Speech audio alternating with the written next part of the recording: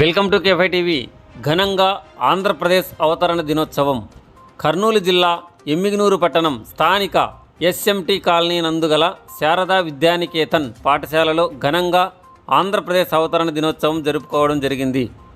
ఈ కార్యక్రమాన్ని ఉపాధ్యాయురాలు ఉద్దేశించి మాట్లాడుతూ తెలుగు వారికి ప్రత్యేక రాష్ట్రం కోసం 1952 అక్టోబర్ 19న పొట్టి శ్రీరాములు నిరాహార దీక్ష ప్రారంభించారు.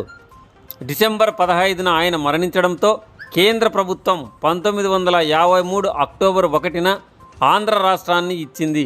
అనంతరం 1956 నవంబర్ 1న హైదరాబాద్ రాష్ట్రాన్ని కలుపుకొని ఉమ్మడి ఆంధ్రప్రదేశ్గా అవతరించిందని తెలియజేశారు. నా పేరు అమీనా. నేను తెలుగు ఉపాధ్యాయురాలుగా ఇక్కడ పనిచేస్తున్నాను. ఈరోజు ఆంధ్ర రాష్ట్ర అవతరణ దినోత్సవము. ఆంధ్ర రాష్ట్ర అవతరణ దినోత్సవంకు తన ప్రాణాలను అర్పించిన మహనీయుడు అమరజీవి పొట్టి శ్రీరాములు గురించి ఈరోజు తెలుసుకోబోతున్నాము. అమరజీవి పొట్టి శ్రీరాములు పూర్వీకులు నెల్లూరు జిల్లా కడిగిరి ప్రాంతీయులు. వ్యాపార రీత్యా మద్రాసు లేదా చెన్నైలో స్థిరపడేవారు. గురువయ్య మహాలక్ష్మమ్మ దంపతులకు 16వ తేదీ 3వ నెల 1901న జన్మించారు. ఆయన విద్యాభ్యాసం అంతా బొంబాయి మద్రాసులోనే జరిగింది. తన మేనమామ కూతురు సీతమ్మను వివాహం చేసుకున్నారు. బొంబాయిలోనే అసిస్టెంట్ ప్లంబర్గా పనిచేస్తూ ఉద్యోగంలో ఉండేవాడు. ఉద్యోగం చేస్తూ ఉండే విధానంలోనే ఆయన విశ్రాంతి సమయంలో కార్మికుల యొక్క యోగక్షేమాల గురించి విచారిస్తూ ఉండేవాళ్ళు. ప్రజలకు ఏదో రకంగా సహాయం చేస్తూ ఉండాలి అని తప్పించే వ్యక్తి. ఇతరుల కోసం ఏదో ఒకటి చెయ్యాలి అని ఎప్పుడు కూడా అనుకుంటూ ఉండే వ్యక్తి. గాంధీజీ బోధనలకు మన శ్రీరాములు ఆకర్షితుడయ్యేవాడు. ఆయన యొక్క బోధనలే ఈ పొట్టి శ్రీరాములు గారిని స్వాతంత్ర ఉద్యమం వైపుకు నడిపించాయి.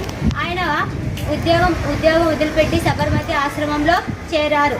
రాజ్కోట్ సత్యాగ్రహంలో ఆయన పాల్గొని జైలు శిక్ష 6 నెలలు జైలు శిక్ష, గాంధీతో పాటు జైలు శిక్ష అనుభవించారు. ఆయన ఆంధ్రులకు తమిళులకు ప్రత్యేక రాష్ట్రం ఉండడంతో ఆంధ్రులు పడే బాధలు ఆయన గమనించినారు.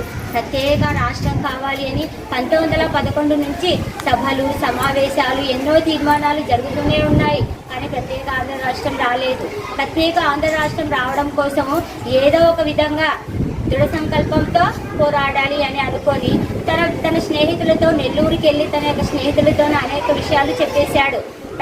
ఆంధ్రులకు ప్రత్యేక రాష్ట్రాన్ని ఏర్పాటు చేయాలి అని అనుకొని 19వ తేదీ 10వ నెల 1952న ఆమరణ నిరాహార దీక్ష ప్రారంభించారు. ఆ రోజు నుంచి ఆంధ్ర రాష్ట్రం అంతా కూడా సభలు, సమావేశాలు జరుగుతూనే ఉన్నాయి. కానీ ప్రభుత్వం ఏమి కూడా పట్టించుకోలేదు. ఆయన నిరాహార దీక్ష సాగించడంతో రోజు రోజుకి ఆయన పరిస్థితి దిగజారిపోతూనే ఉంది. నడవలేని పరిస్థితి, మాట్లాడలేని స్థితికి వచ్చింది. 15వ తేదీ 12వ నెల 1952న ఆయన అర్ధరాత్రి 11:30కు మన పొట్టి శ్రీరాములు గారు చనిపోయినారు. అప్పుడు ఆంధ్ర రాష్ట్రం అంతటా కూడా ఆర్తనాదాలు జరుగుతూనే ఉన్నాయి. 3 రోజుల పాటు ఉద్యమం ఉధృతంగా సాగుతూనే ఉంది. ప్రత్యేక ఆంధ్ర రాష్ట్రం ఇస్తున్నాం అని మన జవహర్లాల్ నెహ్రూ చెప్పడంతో ఈ ఉద్యమం అప్పటితో ముగిసిపోయింది. చిరకాల స్వప్నంగా మన ఆంధ్రుల జీవితాల్లో చిరకాల స్వప్నంగా ఈయన ఎప్పుడు కూడా ఎల్లవేళలా నిలిచిపోయారు.